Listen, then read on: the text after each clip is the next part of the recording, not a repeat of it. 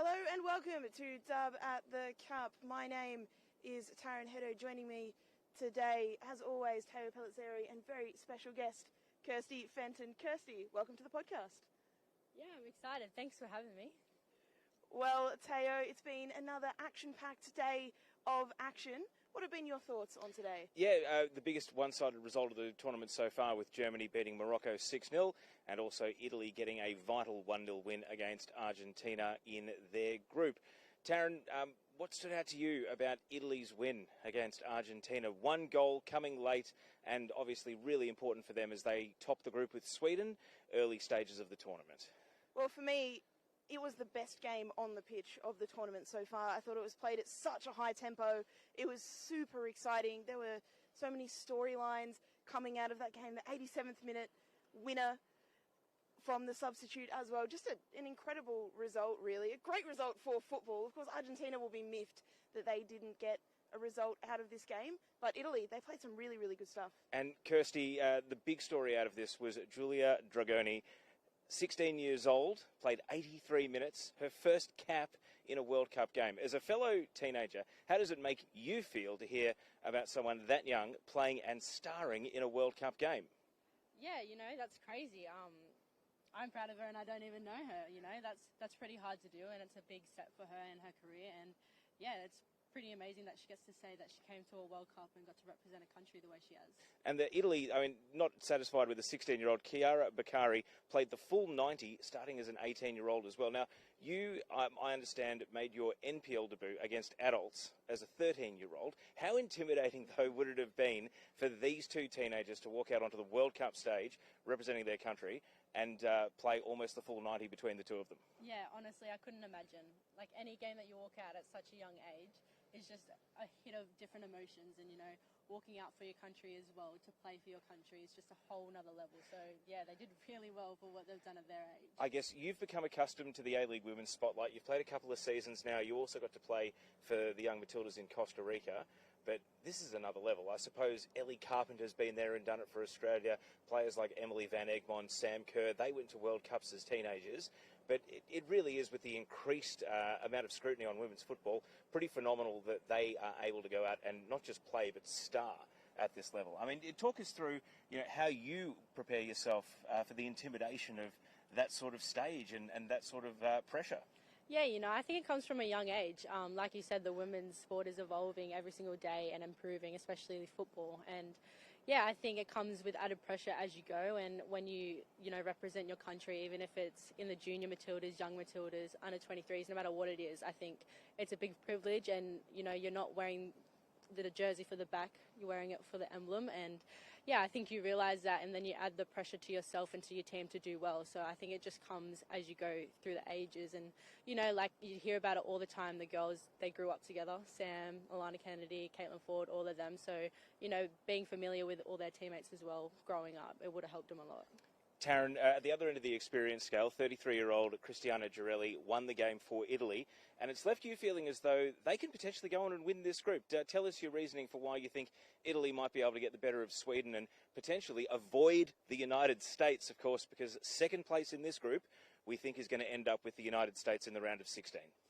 Yeah, it's really important, the order in which you finish in this group. It's not enough to just finish second, because of course you really want to avoid that clash with the United States. So look, I just thought Italy looked really, really good. I thought their paths to goal were probably more than Sweden's. We spoke last night on the podcast about Sweden's cross spam, and we'll talk about that more as a sort of general tournament theme as the podcast goes on. But I thought that Italy looked quite good. Of course, the goal came from a cross and a header, but that wasn't their only path to goal. There were 2 disallowed goals in the first half, let's remember as well, both for offside. And look, I think they looked really good against an Argentina team that also looked quite good. So you're not giving up on Argentina? Of course, they've got to worry about South Africa. Sweden will be a huge challenge for them, but do you see any plausible path for Argentina coming back and getting out of the group from here? No, I do. And I think the plausible path is beating Sweden and beating South Africa. I can't believe how down you are on Sweden. This is incredible. I'm really down on Sweden. I really didn't like what I saw from them. Obviously, the last time a lot of Australians saw Sweden play was when we thumped them 4-0 back at the back end of last year. So you know, they haven't had a great run of form lately. They haven't been looking at their best. Maybe that long run, you know, bridesmaids and never the bride, Sweden, of always sort of finishing runners-up, maybe it is draining, and maybe they are at the end of that natural cycle of their golden generation. Well, I think we have the ideal guest to talk about the big theme that is starting to emerge football-wise in this tournament. You mentioned Cristiano Girelli's goal from a header. Germany, 2-headed goals in their 6-0 win against Morocco. Netherlands, only goal in their win from a header. France, 42 crosses, 12 corners. Sweden, 32 crosses, 13 corners, plus a headed winner. Ireland against Australia, 29 crosses, 7 corners in the last 20 minutes. Now, Kirsty, you might be wondering why I'm reeling off all these numbers, but I have a little stat for you, and I don't know if your coaches have shared this with you, but you were the #1 aerial dual defender in the A-League Women's last summer, and you also won the 3rd most number of contested headers. So if there's anyone to talk about winning headers, it is you. Why do you think women's football has this trend at this World Cup, and so many teams are deciding crosses, headers, attacking in the air is their path to goal? Yeah, I think in the FIFA Women's World Cup, I think set pieces and things like that are really critical. Like, even just a penalty, even if it's a corner, like, you can capitalise on it a lot, and you've seen it in, like, the games that have happened. But for me, I don't know what it is, but, like, whenever it's in the air, like, I just go. I don't really think about it. And I know, like, a lot of women have that kind of mentality and that mindset, and it's just grown a lot in the game, and you can obviously see it because there's a lot of aerial dominance that you can see. And certainly a player like Alexandra Popp is one that, you know, no doubt every team has to prepare for because of her ability to leap and her ability to read the ball in the air. What is it for you? Is it something that you actively train, or is it something that just naturally comes to you, that if the ball is in the air, you're able to time your leap and able to outleap the players that are jumping against you trying to win headers? Yeah, honestly, it came naturally to me at the Jets. Obviously, you know, goal kicks, they get launched in the air, and it's just a natural thing for me to just attack it and things like that. But I do think about, like, you know, technique. There is a bit of a technique to do it, and I know that, like, you can always improve those little things. So I do work on it as much as I can, you know, dropping, and, like, obviously dropping is a bit important when you're attacking a ball. So you can always work on it, but I think it's just a mindset. Like, if you have the mindset of attacking and winning the ball, then you're going to get it every time. Now, Taryn, Australia are quite lucky in that we have Claire Hunt, Alana Kennedy, Claire Polkinghorne, all pretty proficient, both winning attacking headers but also defensive headers. And when you see Alexandra Popp in the form she's in, knowing that Australia could run into Germany around quarter-final time, how important are those 3 players going to be if we are going to stop Germany's main attacking weapon? They are very, very important. And interestingly, this is a strange thing to say because obviously she's an attacker, but Sam Kerr's actually very important in defensive sort of set-piece situations. Yep, put her on the front post and she can head so many balls away. Absolutely, and she's been used in that role. You know, Tony Gustafsson, known as a bit of a set-piece specialist, and she's a crucial part of Australia's set-piece defending. So, you know, you don't have to necessarily be the tallest player, and I guess this is something I wanted to ask you, Kirsty, because we know that someone like Sam Kerr is not the tallest player, is very proficient at heading. Popp as well, not the tallest, but we saw with France, you know, they targeted Wendy Renard so much, and anyone that's seen Wendy Renard play knows she's a foot taller than everyone else. Can you talk us through, I guess, how much of a role do you think height actually plays in aerial prowess? Because sometimes the smaller you are, the bigger your leap. Yeah, no, I agree. You know, we have some tall people in Sydney FC, for example, like Charlie is a big target for us. She's tall and she's really aerially dominant and strong. But yeah, we definitely have, like, I'm sorry, Maka, but little people. Yeah, but we have, you know, smaller girls, but they just attack twice as good. You know what I mean? Like, it's all about the timing and getting in the air, like, in the right time and things like that. So it's all the little things that also come with it. And we know that Jens Fellstrom, the Matildas assistant coach, has been brought in with set pieces as part of his portfolio. How much work are you doing on set piece training at an A-League women's level? Is it something that is worked on every week, or do you dedicate parts of training sessions to it, or is it something that takes place largely with video review, how you set up at corners, how you set up at free kicks, who's marking who in certain situations? How much time actually gets dedicated to that at club level at the moment?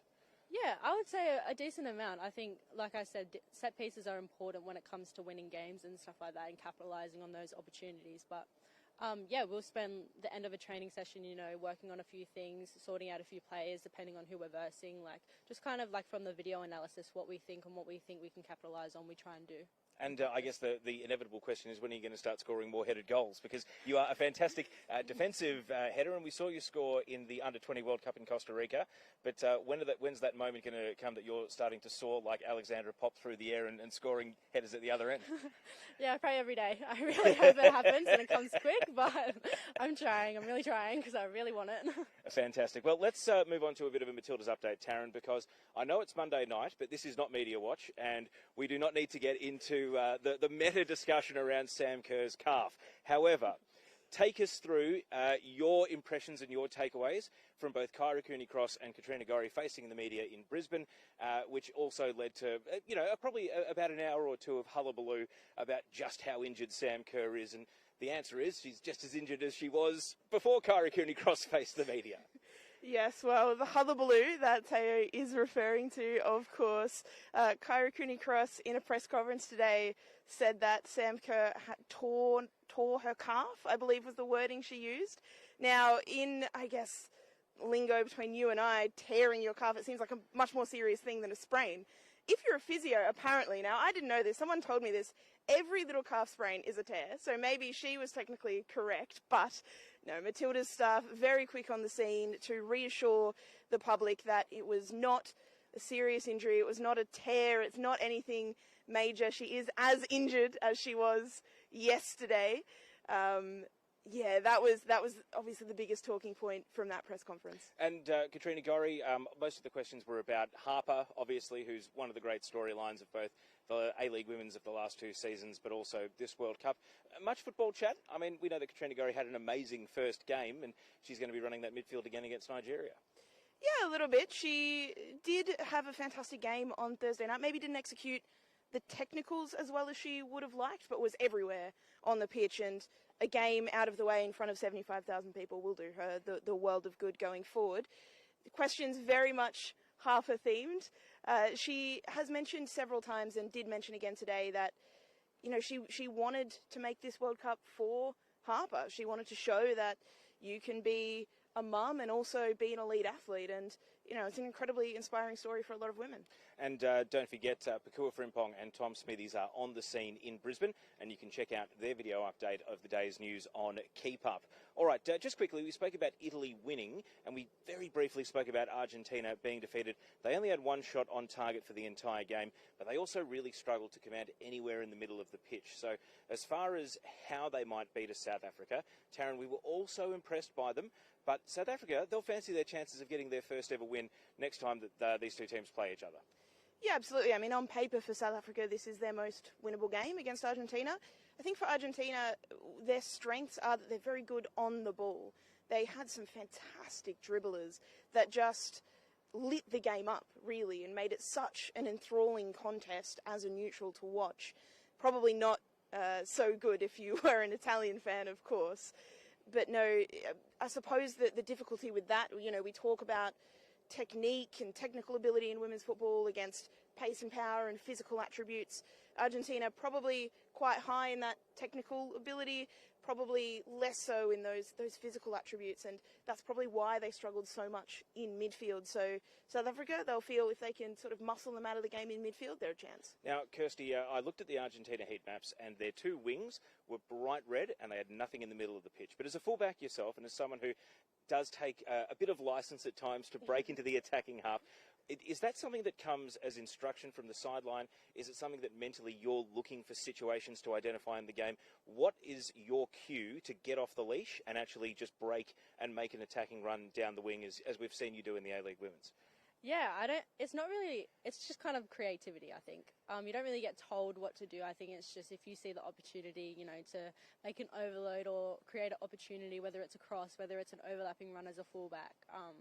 Yeah, I definitely take it when I can. I love going forward personally. I love going forward. So, yeah, whenever I get the opportunity to do that, whether it's just to play in the midfield, whether it's to go around, Princess, who I was on the wing with, I do it whenever I can to help them out, especially attacking. Well, I reckon keep an eye on Argentina next time they play and see if they're replicating that sort of style. Taryn, very quickly, Germany, Morocco, this was the most one-sided game of the tournament. Japan beat Zambia 5-0. Germany have now gone better and scored 6.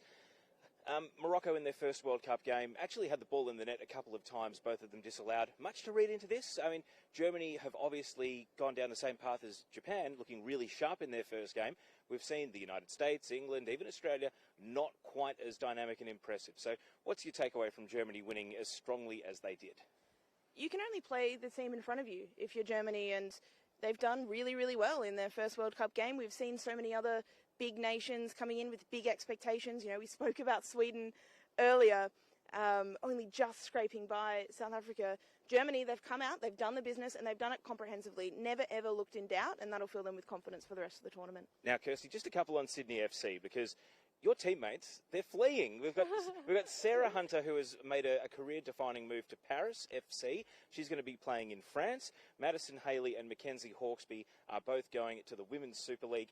And, no spoilers, but it's not totally done just yet, the exodus of players. Obviously, when you win a championship, you get a lot of attention and a lot of focus. So how different is that first day of pre-season training going to be at Sydney FC when you walk in and some of your best players and biggest personalities are no longer there and the group is totally new?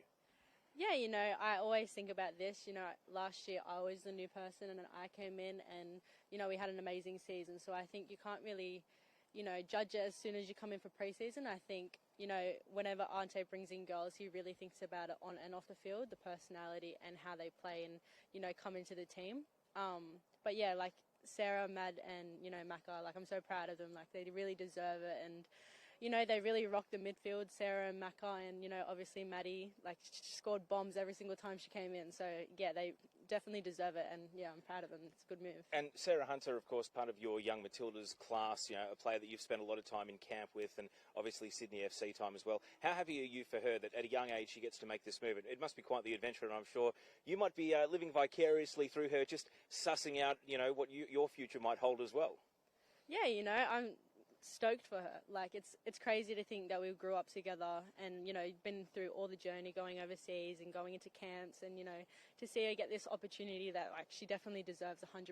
Like I'm so proud of her and she's going to go kill it. She's in Paris, like the best leagues in Europe, so yeah, can't really say anything other than I'm proud of her. So, and of course our league back here in Australia is filled with its own stars. Courtney Vine, your Sydney FC teammate, how surreal is it to see her out there starting for the Matildas and knowing that she was made in the A-League? And she is quite similar to you in that she was at the Newcastle Jets, went to Western Sydney Wanderers in between, but she's someone who's made her name playing in the A-League. She didn't have to go overseas. How much does that inspire you to know that we have world-class players right here in our backyard and one of them is your teammate?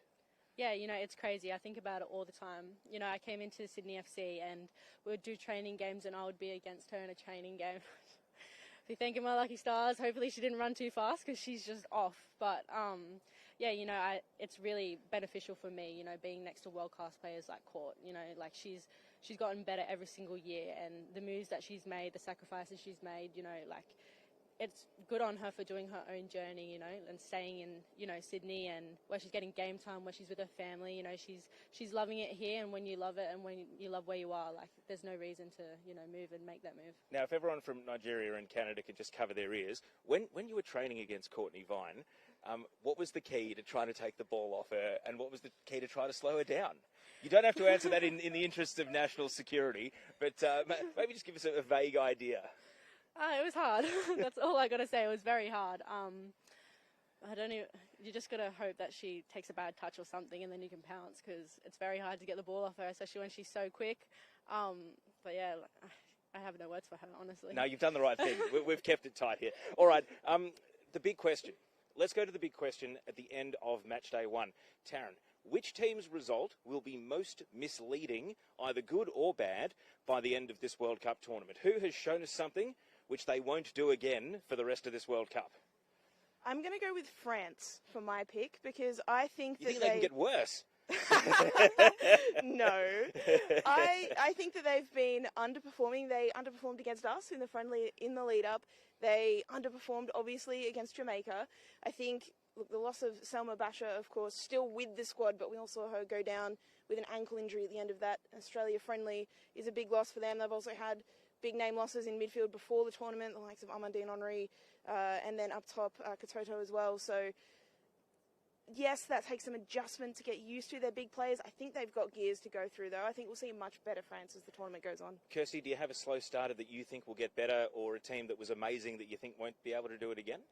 Personally, I think England. I think they came out and, there was a lot of expectations for them, winning the Euros and everything like that. So they did have a pretty high expectation coming into it, but I think that they definitely can improve. I think, technically and the way they attack and defend, but yeah, I definitely think they've got a little bit more to show in the next few games. All right, well, for me, I think it's Japan. I think it might have been more Zambia not so good than Japan out of this world, but we'll be held to these because we are only one game in out of 3 group games. All right, let's, in rapid-fire fashion, take a look ahead to what is going on tomorrow. We're in Sydney, as is the midday kickoff between Colombia and South Korea. This will be absolutely vital getting out of the group, especially now that Germany's won the first game 6-0. These two will know that a win here puts 1 foot into the round of 16. Taryn, who have you got? Colombia versus Korea at the Sydney Football Stadium. I've got Korea 1-0. Ooh, Kirsty, who do you like? Colombia versus Korea? I reckon Korea 2-1. Okay, well, I'm going with Colombia. I think Colombia will get the win. All right, 3:30 p.m. It is a match filled with A-League women's stars. New Zealand, Hannah Wilkinson, Katie Bowen, India, Paige Riley, up against the Philippines, Jacqueline Savicki, Angie Beard, and, of course, Serena Bolden. Taryn, Alan Stajic has determined to be the party pooper. He said, we're not playing against 35,000 New Zealanders, we're playing against 11. He's saying all the right things, but, gee, the Philippines weren't actually that good in their first game. Do you think they will spoil New Zealand's party tomorrow?